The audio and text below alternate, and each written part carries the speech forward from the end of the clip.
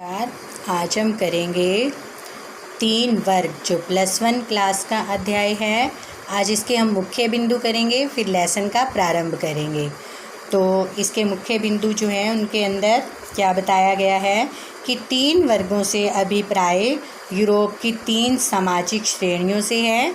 ये वर्ग थे ईसाई पादरी, भूमि धारक, अभिजात वर्ग तथा कृषक। अब जैसे इसके अंदर कुछ शब्द दिए गए हैं तो उनके क्या अर्थ हैं। जैसे इसके अंदर वाइकिंग जो था वो स्कैंडिनेविया अर्थात नॉर्वे, स्वीडन, डेनमार्क तथा आइसलैंड के वे लोग थे जो 8वीं से 11वीं शताब्दी के बीच उत्तर पश्चिमी यूरोप पर आक्रमण करने के बाद वहीं बस गए थे और इनके अधिकांश लोग समुद्री लुटेरे और व्यापारी थे। अब इसके बाद जैसे इसके अंदर बार बार शब्द आता है सामंतवाद शब्द जर्मन शब्द फ्लूट से बना है जिसका अर्थ है भूमि का टुकड़ा।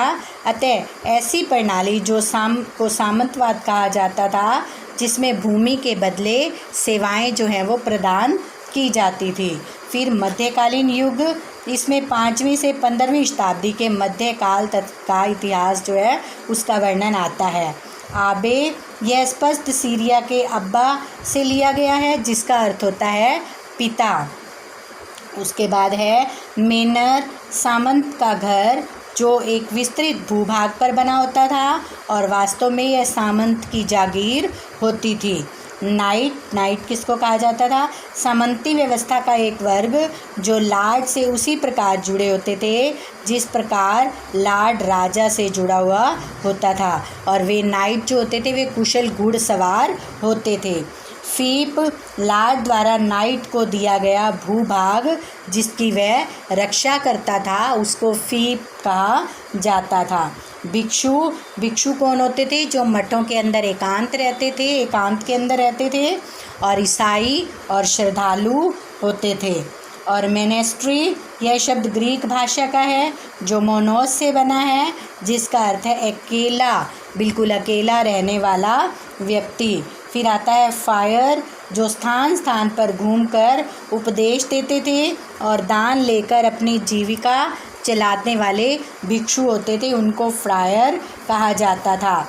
फिर आता है टैली शब्द, यह एक प्रत्यक्ष कर था जो इंग्लैंड का राजा समय समय पर कृषकों के ऊपर लगाता था, जो कृषक वर्ग था उनके ऊपर लगाता था।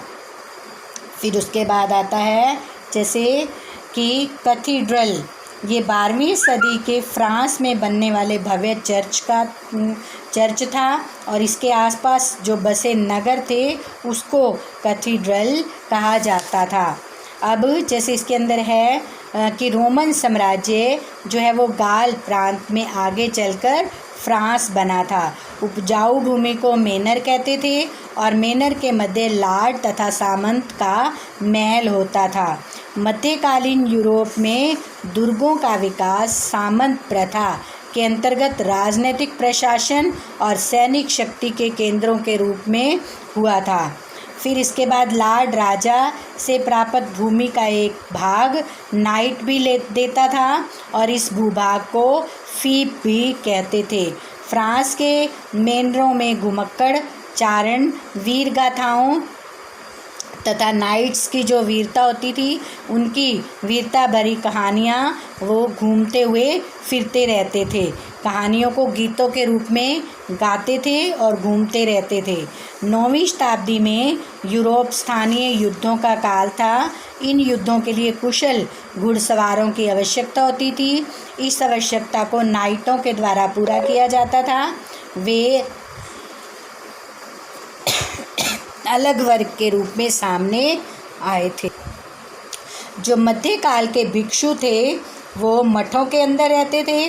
वे धार्मिक कार्य तथा अध्ययन करने के साथ साथ कृषि कार्य भी करते थे और वो अपनी कला को भी प्रोत्साहन देते थे। चर्च को कृषक से 1 वर्ष जो वहाँ पर चर्च बनाई जाती थी उस समय के दौरान, तो चर्च के अंदर जो कृषक होता था वह उपज का 10वां भाग जो है देता था और चर्च को उसका 10वां हिस्सा, फसल का 10वां हिस्सा लेने का अधिकार होता था।